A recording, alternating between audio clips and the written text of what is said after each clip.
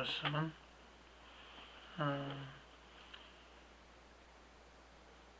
열왕기 하 14장 23절에서 27절까지입니다. 그리고 오늘 설교 말씀은 제목은 여로보암 2세가 되겠습니다.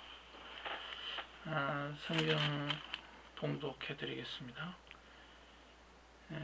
23절에서 27절까지. 유다의 왕 요아스의 아들 아마샤 제15년에 이스라엘 왕 요아스의 아들 여로보암이 사마리아에서 왕이 되어 41년간을 다스렸으며 여호와 보시기에 악을 행하여 이스라엘에 범죄하게 한 느밧의 아들 여로보암의 모든 죄에서 떠나지 아니하였더라.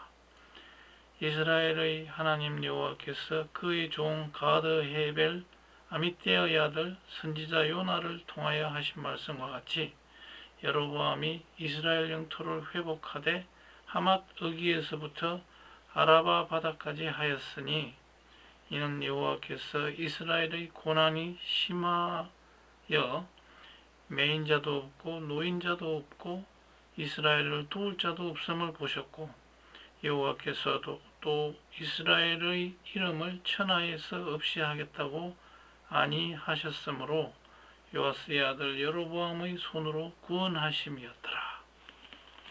아멘. 오늘 성경 말씀 설교 말씀의 제목은 여로보암 2세가 되겠습니다. BC 750년 이야기입니다. 이때는 지금부터 2750년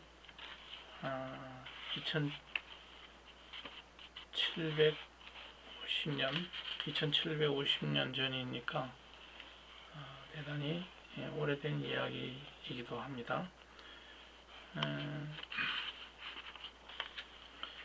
그 여로보암 2세의 이야기에서 하려고 하는 것은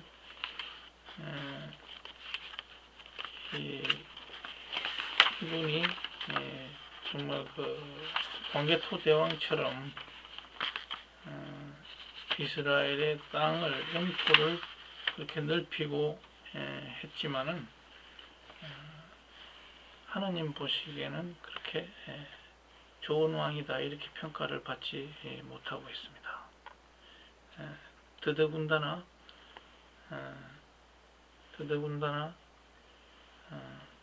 이 열왕기는 선지자 관점에서 썼기 때문에 하나님 말씀에 청종하지 않는 이런 지도자, 이런 통치자는 아무리 북극강병을 이루었다 손치더라도 그 사람에게 점수를 주지 않습니다. 우리 세속적인 역사, 도전과 응전이라는 이런 토인비의 역사관, 또 다른 이에이치카의 역사관 이런 것을 통해서 보면 이렇게 북극강병을 이루고 경제적으로 풍요한 국가를 이끌었다면 그것은 괜찮은 왕으로 비칠 수가 있습니다. 그런데도 이 성경을 서술한 사람이 선지자였기 때문에 또 역대기 하에도 가보면 이 역대기를 제사장인 에스라가 썼기 때문에 이 제사장적 관점에서 봤을 때 이것이 아니다. 하나님의 뜻에 어긋난 그런 통치라면 이것은 제대로 된 통치가 아니라 이것은 우상숭배의 정치요 잘못된 그런 것으로 이 사관의 관점이 그렇게 되어 있던 겁니다. 그래서 이렇게 북극강병을 이루고 백성을 부유하게 살게 했던 이런 왕에 대해서 평가가 박하게 나온다 하는 것을 일단 염두에 두고 이 성경을 읽어 나가야 하겠습니다. 오늘 보면은 역사를 통해서 그 거대 통일 제국을 이루면은 오래 가지 않고 망하는 사례가 많습니다. 성경에서 힘이 없는 나라라도 하나님과 함께하면 살아남을 수 있다는 것을 볼 수 있습니다. 개인도 마찬가지입니다. 개인이 아무리 부자가 됐다 하더라도 그 뒤에 그 하나님의 그 말씀이 그 집안에 없으면 그 부는 오래가지 못하는 경우가 많습니다. 그 현대인은 자본주의 시대에 살아남기 위해서 주로 부의 축적에 온 힘을 기울이고 있습니다. 그러나 우리 마음속에 하나님이 없으면 공허하고 또 쌓아둔 부도 한순간에 날아가버릴 수가 있기 때문에 이 말씀은 오늘 우리가 살아가는 21세기 이 한국을 살아가는 우리에게는 굉장히 중요한 이런 메시지다 이렇게 볼 수가 있겠습니다.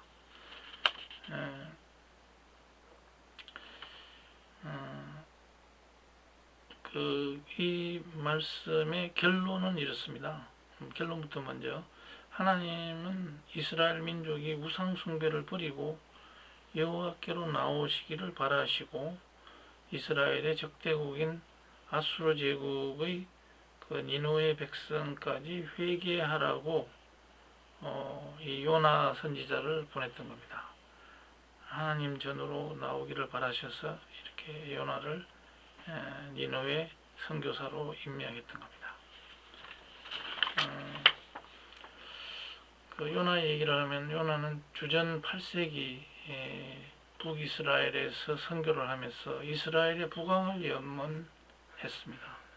여로보암 2세가 통치를 잘해서 북쪽으로 영토 확장을 하기를 바랬습니다. 그래서 실제로 또 그렇게 그 영토가 하맛 여기에서부터 아라바 바다까지 또 다멕시까지 전부 다 영토를 확장해서 솔로몬 시대의 그 넓이만큼 통치를 했던 겁니다. 하나님이 없는 부와 하나님이 없는 이 부강한 나라는 얼마 가지 못한다. 하나님이 결국은 축복해 주시지 않기 때문이다 하는 것입니다.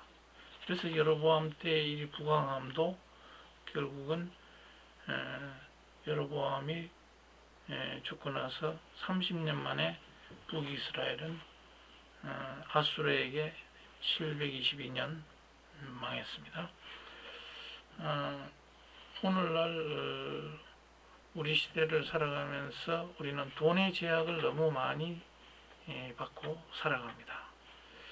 그러다 보니 돈을 누가 더 많이 버나 경쟁하면서 성공의 척도로 삼기도 합니다. 교회 안에서 신앙생활 하는데도 돈이 없으면 왠지 위축이 되고 교회에 나가지도 못합니다. 왜냐하면 차비도 없기 때문에 다른 사람 다 성령차 몰고 오는데 두 발로 두벅두벅 걸어가는 것도 일단 버스비가 있어야 교회에 나갈 것입니다. 그리고 옷도 좀 있어야 나갈 것입니다. 그렇지만 개인이나 국가나 부의 축적 이렇게 몰두를 하면 반드시 공허해지고 재앙이 따른다는 그런 사실을 우리는 명심해야 되겠습니다. 그러면 이 여로보암 이야기를 구체적으로 살펴보겠습니다. 역사상 봐서 대제국을 이룬 나라는 쉽게 망했습니다. 진나라와 그랬고 수나라도 그랬습니다. 작은 민족이 큰 나라를 일으켰을 때에도 단명하는 경우가 많았습니다.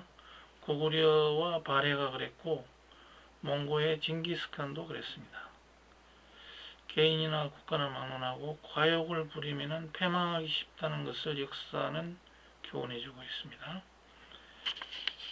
열왕기하 14장 23절에서 29절은 북이스라엘을 부강하게 만든 여로보암 2세에 대한 기록입니다. 아수르가 아람 족속을 쳐부순 다음에 내부적인 다툼이 일어나서 잠시 쇠퇴한 이 틈을 타서 여로보암 2세는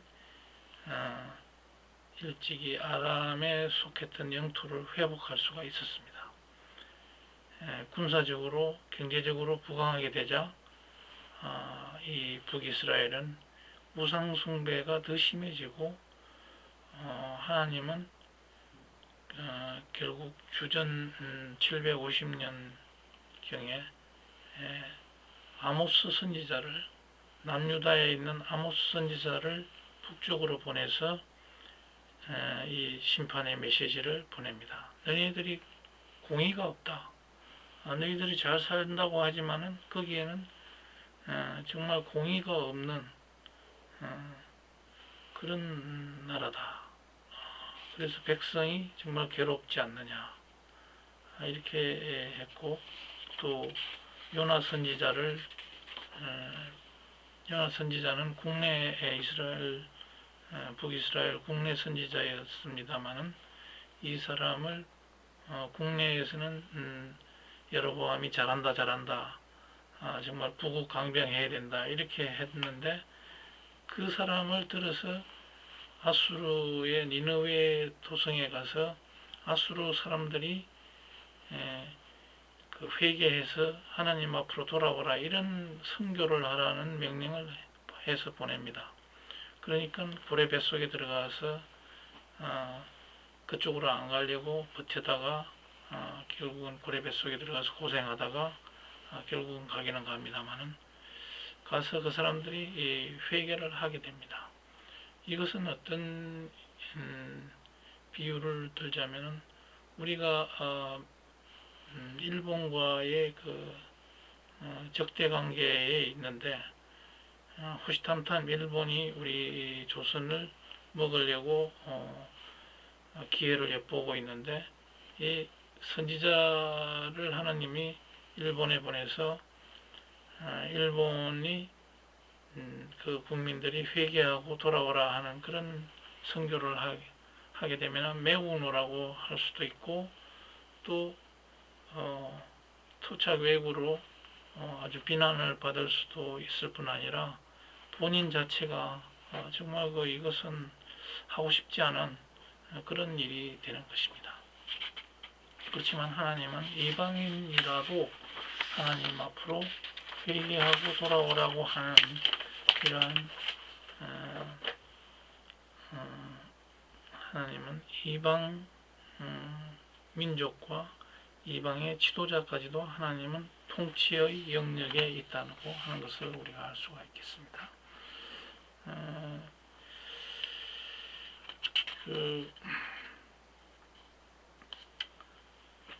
그리고 호세아 선지자도 보내서 너희들이 정말 하나님을 버리는 것이 너희들 보니까 그 여자가 창녀가 돼서 그렇게 그 한 남자를 따르지 않고 이 남자 저 남자에게 따라다니는 그런 창녀의 비유를 북이스라엘 사람들에게 비유를 했습니다. 그렇게 하면서 빨리 돌아오라고 그런 말씀을 하시는 것을 볼 수 있습니다. 그리고 여호와를 유일한 하나님으로 믿고 섬기는 백성은 하나님이 지켜주신다 하는 것을 이 열왕기하 14장에서 볼 수가 있습니다. 여로보암 2세의 치세를 일단 25절은 보여주는데, 선택된 백성들이 너무 가난하고 배고픔에 시달리자 하나님은 북이스라엘의 지경을 넓혀주고 경제적으로 윤택하게 해 주셨습니다. 그렇지만 이들이 우상 숭배에 도가 너무 지나치니까 하나님은 아모스를 보내서 심판의 메시지를 보냅니다. 아수르 제국을 들어서 북이스라엘을 치려고 경고를 보냈지만은 듣지 않습니다.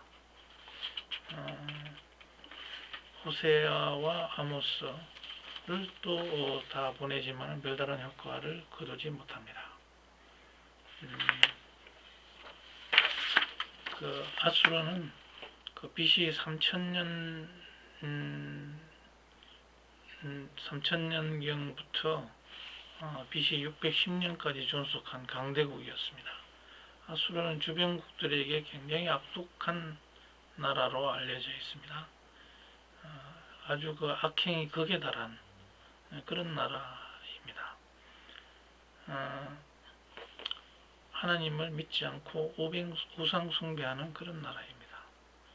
그런데 이스라엘은 어떻습니까? 유대인은 그 나라를 잃고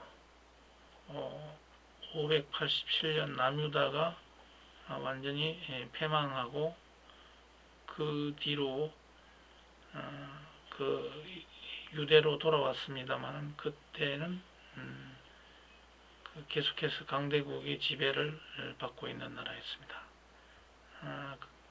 그러다가 AD 70년경에 로마에게 완전히 함락을 당하고 1900년 동안 나라 없이 지냈지만 여전히 영향력을 과시하고 있었습니다. 하나님이 끝까지 보살피시는 나라와 개인은 재물과 군사력, 영토의 크고 작음이 있지 않다 하는 것이죠. 하나님을 잘 믿고 악행을 멀리하는 나라와 개인은 축복을 받게 된다는 것을 알 수가 있다. 역사를 통해서 알 수가 있다. 북유럽파와 영국이 기독교 선진국으로 축복을 받았고 그 다음으로 미국이 기독교 종주국이 되면서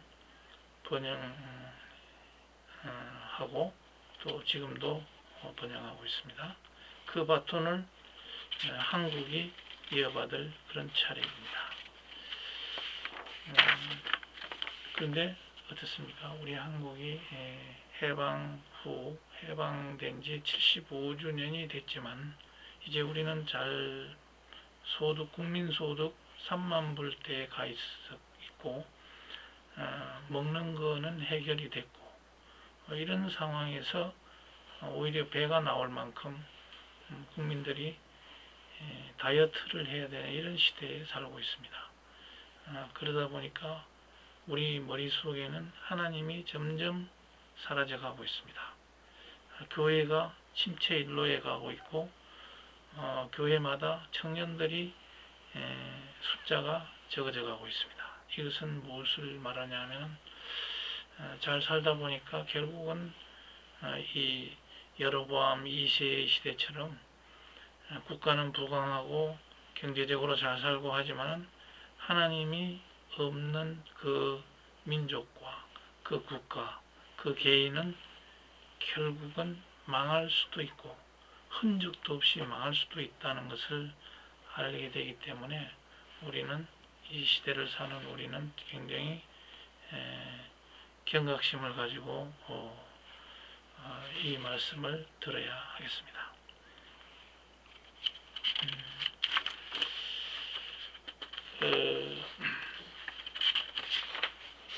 이렇게 우리는 아무리 솔로몬 이후에 그렇게 가장 부강한 영토가 넓고 경제적으로 잘 사는 나라가 됐다고 할지라도 하나님이 없었기 때문에 그렇게 많은 선지자를 하나님께서 보내고 그 사람들이 어떻게든 하나님 앞으로 돌아오라고 그렇게 강권하는 것을 보게 됩니다. 그러면 우리는 여기서 여로보암의 길이라는 것을 한번 살펴보야겠습니다. 북이스라엘의 초대 왕인 그 여로보암 1세는 실용주의 노선을 걸었습니다. 현실적인 문제 해결을 더 중시했습니다. 신앙적인 선택보다도 현실적인 생활 문제를 더 중시했습니다. 구체적으로 말씀드리자면 이스라엘의 남유다의 예루살렘으로 예루살렘 성전에 예배드리러 가는 것을 막기 위해서 단과 베델에다가 송아지를 금송아지를 세워서 거기에 예배하게 했습니다. 산당을 지어서. 그래서 이 백성들이 굉장히 좋아한 겁니다. 그쪽까지 내려갈 필요가 없으니까. 그리고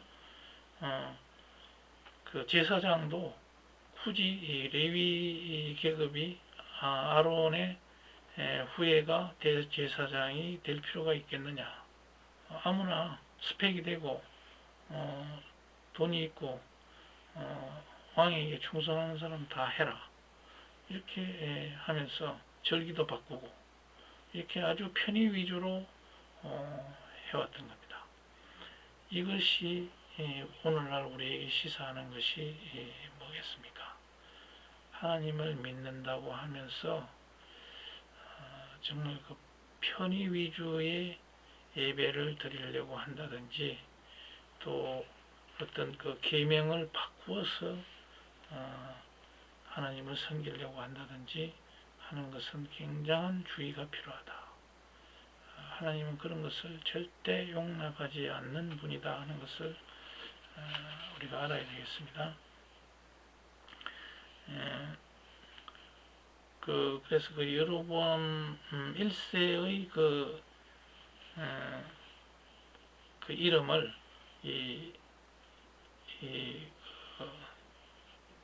이분에게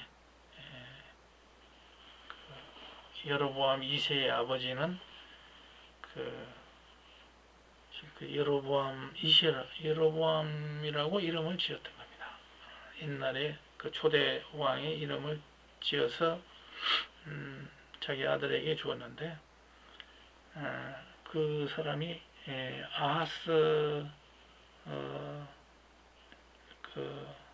아하스라고 알려져 있을 텐데요.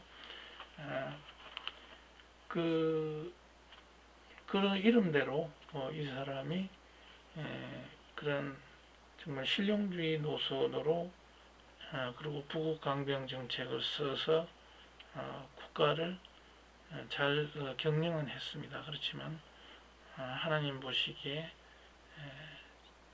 믿음의 그 당시에는 신정국가이기 때문에 하나님의 말씀대로 통치를 해야 되는데 그렇지 못한 부분이 많다 하는 것입니다. 그리고 또 여로보암 2세는 우리나라로 말할 것 같으면 광개토 대왕에 비유되고 장수왕이나 또 세종대왕 이런 어떻게 보면 선군에 비유할 수가 있겠는데 정말 하나님의 잣대로 봤을 때는 이것은 좋지 못한 왕이었다 하는 것이 열왕기 하나 역대하에서 그렇게 나오고 있습니다. 고구려 때 광개토 대왕도 싸움만 잘했지 그런 후계자를 잘 선정하지 못한 그런 부분이 있겠습니다. 그 뒤에 왕이 장수왕이 잘하긴 했지만은 계속해서 그 기풍이 이어가지는 못했습니다. 그것은 뭐냐면 싸움만 잘해가지고는 국가가 계속해서 발전할 수는 없는 겁니다. 영속이 이루어질 수 없다. 신라처럼 어떤 문화와 법이라든지 이런 그리고 불교와 같은 이런 국민의 정신적인 그런 기풍이 더 중요하다는 것을 우리가 알 수가 있겠습니다. 그래서 그 싸움하는 그런 싸움만 잘하는 왕이 돼가지고는 국가가 오래가지 못한다 하는 것인데, 그래서 역대기의 의도는 그 여호와를 경외한 왕들을 부각함으로써 신정 국가에 대한 그 새로운 희망을 찾으려고 했던 그런 모습이 보입니다. 그 역대기와 이런 데서 주제를 보면 여호와를 경외하는 사람에게 임하는 하나님의 은총과 축복이다, 이런 것을 말하려고 했기 때문에 이런 부국강병에만 치우친 이런 왕들에 대해서는 점수가 낮다 하는 것을 알 수 있습니다. 근데 오늘날 우리의 교과서적인 일반 토인비적인 역사관에서 보면은 이것은 이 사람은 정치를 잘했다. 왜냐? 설사 하나님의 그 말씀에는 그대로 따르지 못하는 부분이 설사 있다 손치더라도 국가를 망가뜨려서 국가를 완전히 잃게 하는 그런 왕보다는 낫지 않냐 하는 것입니다. 그래서 여기서 우리가 알 수 있는 것은 힘과 권력이 있다고 해서 자기 이익에 사용하면 이것은 하나님의 그 말씀에 어긋난다. 그래서 징계 대상이 된다. 그리고 어떤 위대한 리더십이라든지 이런 것, 통솔력은 겸손한 데서 나온다 하는 것을 우리가 알 수가 있겠습니다. 이렇게 무조건 영토를 넓히고 거대하게 부를 성취하고 해서 자기 힘으로 모든 것을 억누르려고 하는 그런 개인과 국가, 또 그런 국민, 그런 교회 이런 것들이 있다면 그것은 오래가지 못한다. 하나님의 통치 방식에 어긋난다는 것이 되겠습니다. 그리고 성경적인 면에서 봐도 창세기 39장 2, 3절에서 보면 어디까지나 하나님과 함께하는 삶, 요셉의 이야기에서 하나님과 함께하는 삶 자체가 거기가 감옥에 들어가든지 총리가 되든지 그 어떠한 상황이 되더라도 그것은 형통한 것이다. 하나님과 함께하는 삶이라는 것이 형통하게 되는 것이다. 일상을 평범하게 사는 것이라도 하나님과 함께한다면 그것은 기적이요 또 형통한 삶이다 하는 것입니다. 시편 106장 13절에서 15절까지에 보면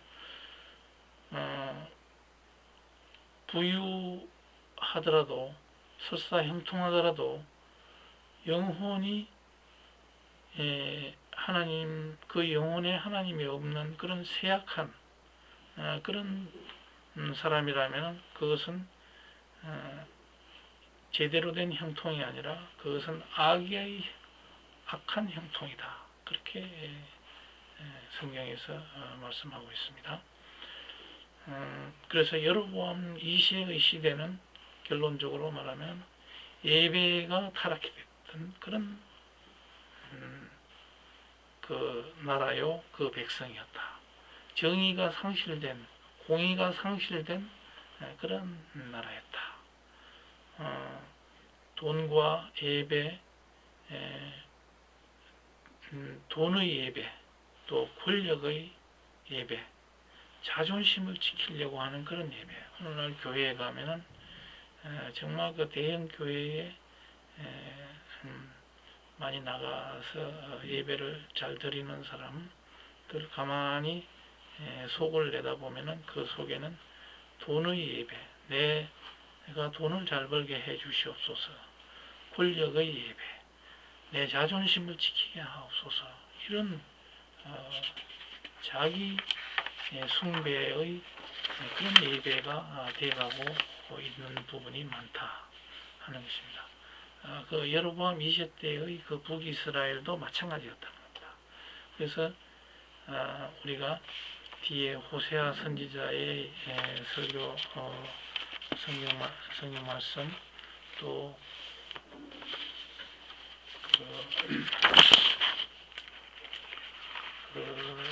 요나 또 이런 부분에 보면 정말 구구절절히 하나님께서는 이 나라에는 정의가 없다 하는 것을 얼마나 많이 강조하시는지 모릅니다.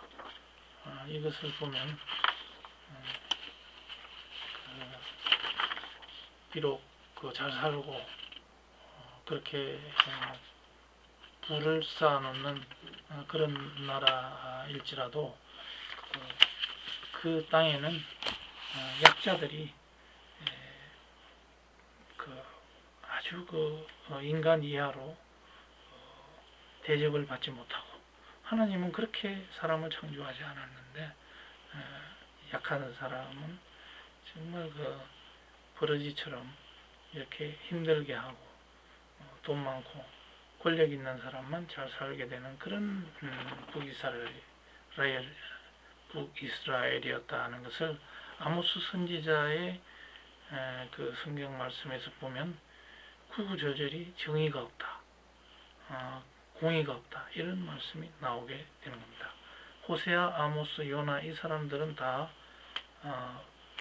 그 북이스라엘의 그 여로보암 2세의 통치와 상당히 겹쳐 있는 선지자들이기 때문에 그 사람들의 이야기는 바로 여로보암 2세의 통치의 빛과 그늘을 그대로 보여준다, 이렇게 말씀드릴 수 있겠습니다. 그래서 우리는 오늘날 결론으로 말하면 어떤 것이 되겠습니까?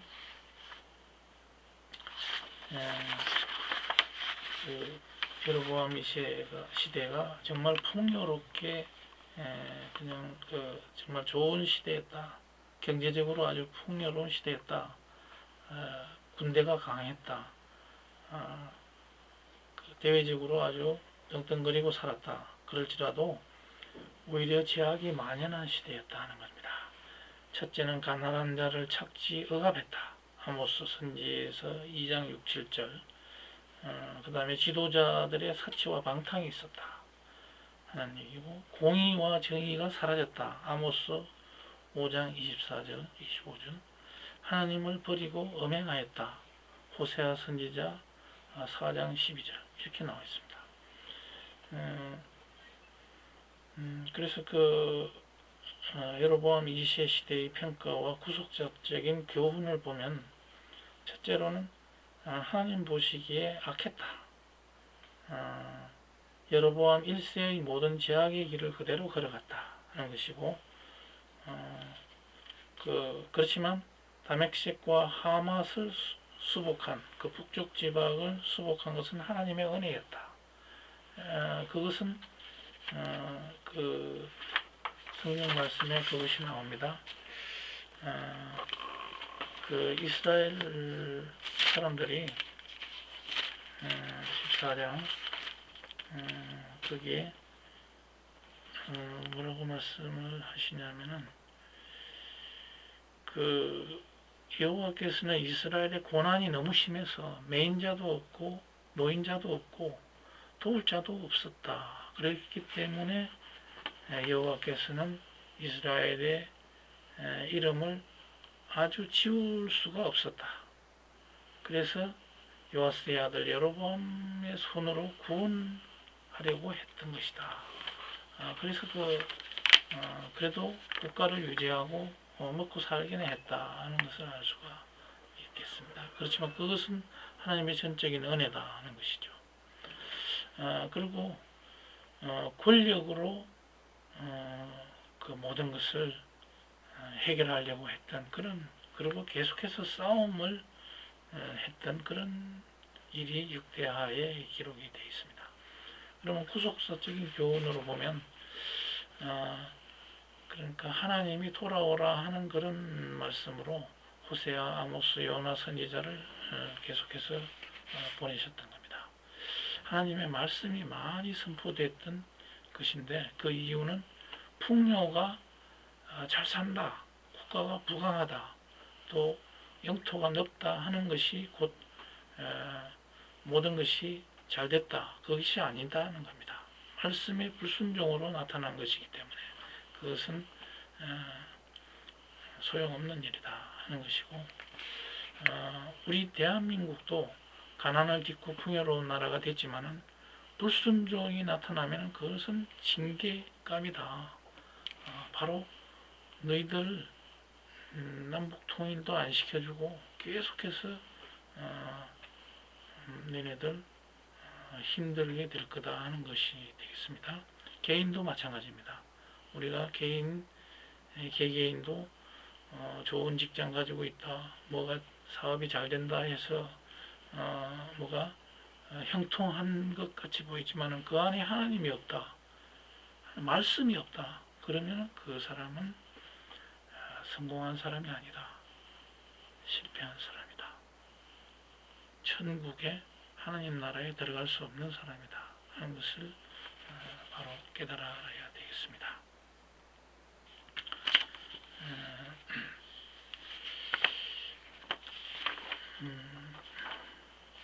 그래서 그 당시도 역사의 기록에서 여로보암 2세의 그 부국강댕은 슬픈 성공이다. 그렇게 화려한 그런 것이 아니다. 하나의 그 슬픔 가운데서 하나님이 없는 번영의 허무한 것을 보여준다 하는 것이 되겠습니다. 그리고 예배의 타락과 정의의 상실, 그것은 곧 30년 후에 멸망을 예고하고 있습니다. 영적으로는 암흑기였다는 것을 보여주고 있습니다. 오늘날도 우리는 어떻습니까? 오직 자기 일에만 몰두하고 돈 벌기에, 또 자기의 명예와 또 자기의 그 성취 욕구, 이런 것에만 몰두하는 사람, 하나님의 그 안에 말씀이 없다면 그것은 망하는 길로 가는 것이다. 그 당시에 여로보암 2세도 마찬가지였다 하는 것이고요. 오늘 사는 우리도 이런 사람들이 아닌지 우리를 잘 살펴봐야 되겠습니다.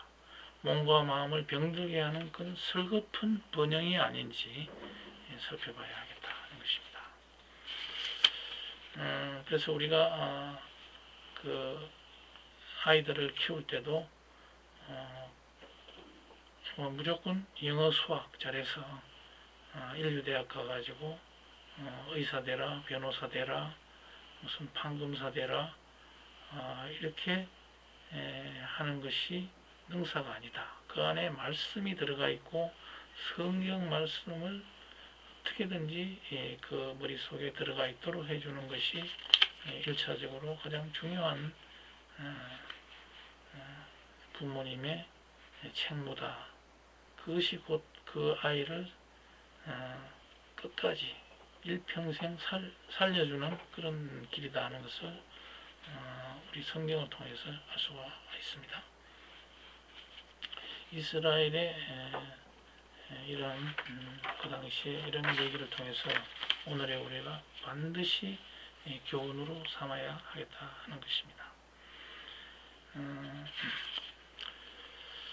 그 여호와께서는 여로보암을 들어서 구원을 하셨습니다. 국가의 존망, 흥망성쇠는 그래서 하나님께 달렸다. 성령님이 그 마음속에 없는 사람도 언약을 위해서 하나님은 쓰실 수 있다 하는 것을 또 알 수가 있습니다. 비록 여로보암이 하나님 보시기에는 악한 여로보암 1세의 길을 걸어갔다 손 치더라도 그 사람을 하나님은 사용하셨다.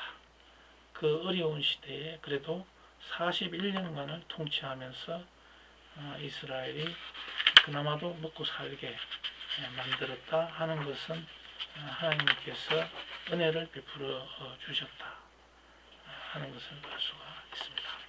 오늘 설교 여기서 마치겠습니다. 기도하시겠습니다.